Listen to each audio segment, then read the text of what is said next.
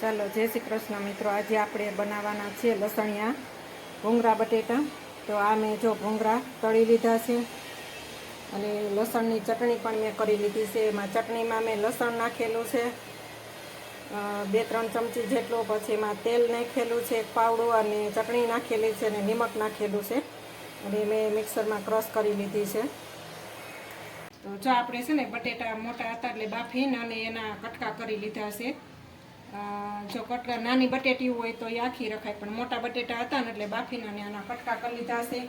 અને આ લોયામાં આપણે તેલ હવે ગરમ થઈ ગયું છે, તો આપણે જે આ લસણની ચટણી કરેલી હતી તો એ ચટણી છે ને હવે આપણે આમાં નાખી દઈશું।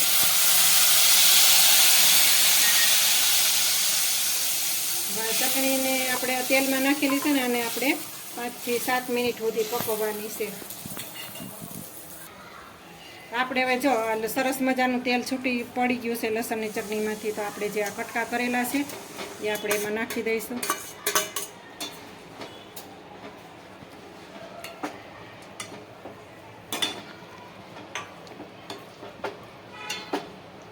ઉપરથી આપણે હજી કલર લઈ આવવા માટે લાલ કચમીરી કાશ્મીરી મરચું, ચપટીક જરીક હિંગ, ધાણા જીરું, 1 ચમચી નમક। તો આવી રીતે આપણા રસાવાળા ભૂંગળા બટેકા તૈયાર છે।